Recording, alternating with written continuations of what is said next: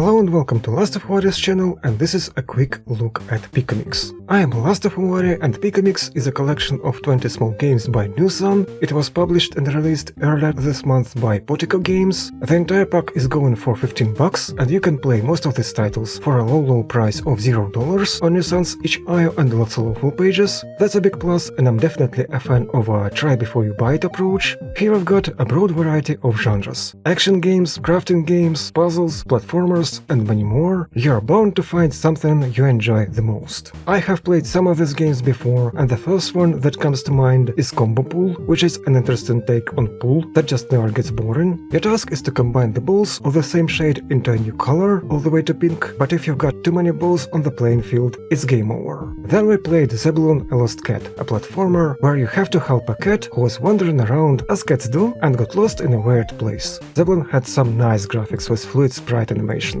The controls felt very responsive, and even I, being a casual platformer enjoyer, didn't feel like it was too difficult to play, so when NuSan offered me a key to check out this collection, it was a no-brainer. Whether it discounts my opinion is up to you to decide. However it is, one of these gems is Alone in Pico, a small remake of a classic horror adventure game Alone in the Dark. When it comes to Pico 8 games, making anything work well in 3D is quite challenging, and this title definitely deserves all the praise it got since the release. Of course, it is somewhat simplified, but if you are interested in adventure games, definitely check it out. All 20 games are packed into one collection that is boosted by Zepto 8 emulator. Some of the games can be played in widescreen mode instead of Pico 8 classic square display design. Thanks to the emulator, we have various visual filters available, including a CRT effect and scan lines, but more importantly, colorblind-friendly color profiles. You can spot save slots in the option menu. Depending on the game, the slot will save your progress automatically or manually, but be aware that some games do not support that. Steam achievements are nice to have, and I'm certain completionists will appreciate this feature. Your progress is divided by games, and it can be checked in its own separate menu. Now, if you have never played any Pico 8 games, you may be slightly puzzled with the controls, so here's a quick run of it.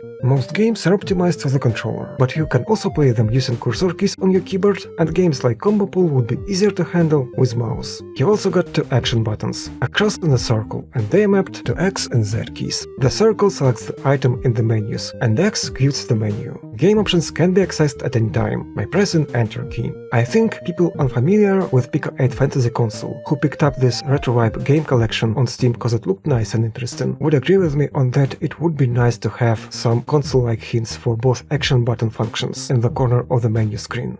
PicoMix is available on PC via Steam and itch.io, and you can also get it for Nintendo Switch. If you like these games and you're playing on PC, I recommend buying this collection on itch, because it keeps less money away from the developer. Now that I finished all this talk, I'm just gonna play some Combo Pool for a while, because this game rocks, and if anybody is saying otherwise, they're simply wrong. That's 100% LastofAvari guarantee.